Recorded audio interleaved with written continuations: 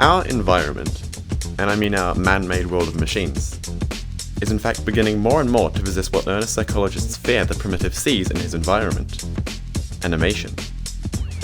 In a very real sense, our environment is becoming alive, and in ways specifically and fundamentally analogous to ourselves. Rather than learning about ourselves by studying our constructs, perhaps we should make the attempt to comprehend what our constructs are up to by looking into what ourselves are up to. God, that was a mouthful, wasn't it?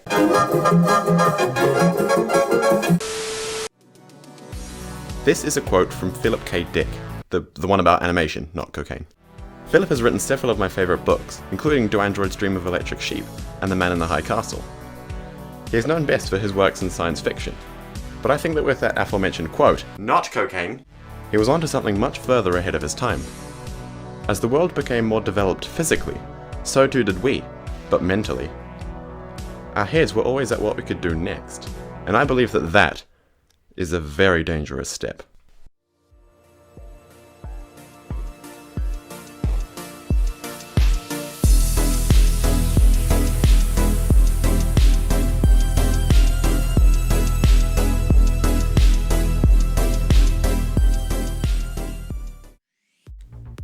John McCarthy, more commonly known as the father of AI, once said that all travel is, after all, a journey in time and mind.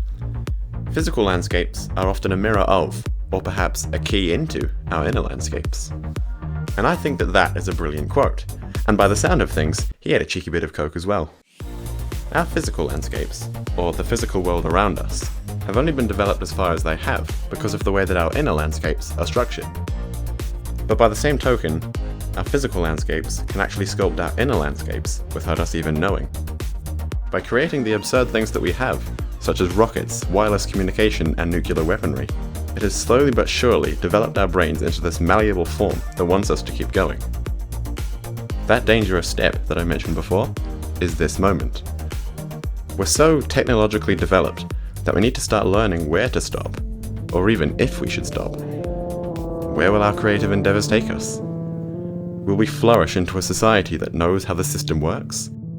Or will we be human about it? Will we become so caught up in our own technological advances that we miss the obvious?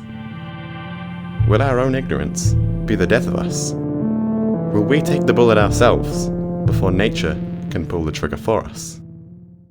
Oh, not that kind of nature.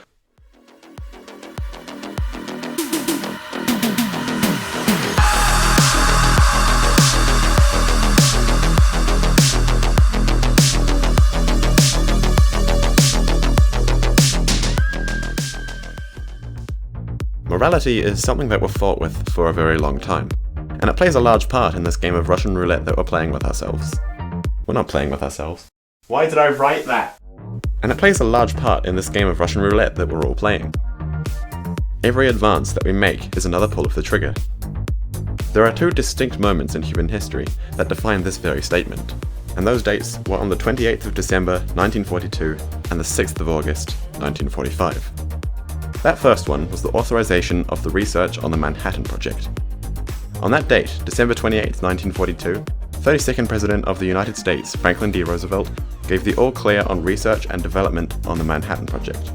This would combine the efforts of many different physicists with the overall goal of weaponizing nuclear energy.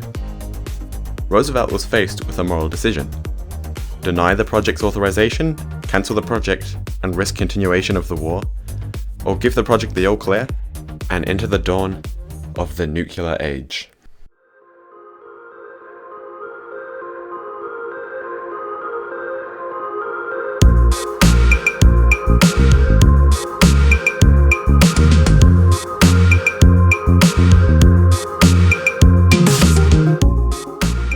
August 6th, 1945, Hiroshima.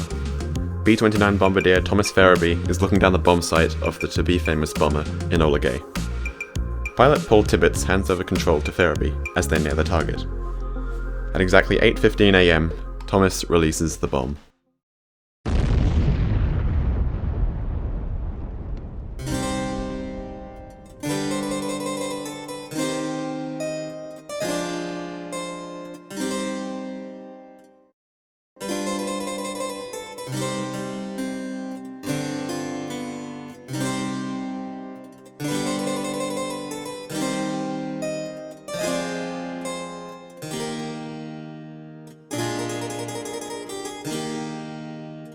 Everybody was so focused on whether or not we could, to worry about questions such as whether or not we should.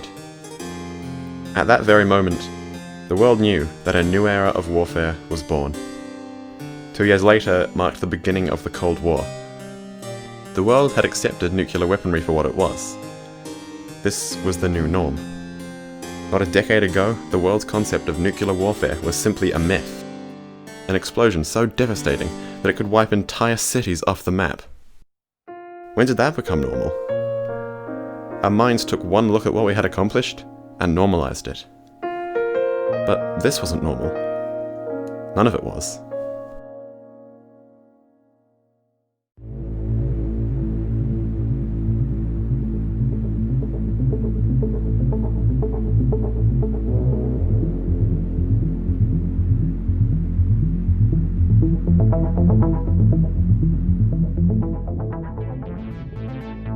Every step forward that we've taken so far has been almost a blind step into the dark, never 100% sure of the outcome. We have our expectations, yes, and that's fine, but until we can say for absolute certain where our actions will lead us, it's a total game of chance. Realizing what we are capable of is probably the most dangerous trait about us as a species. Questioning whether or not we can is all well and good, but for that to work effectively, we also need to question whether or not we should.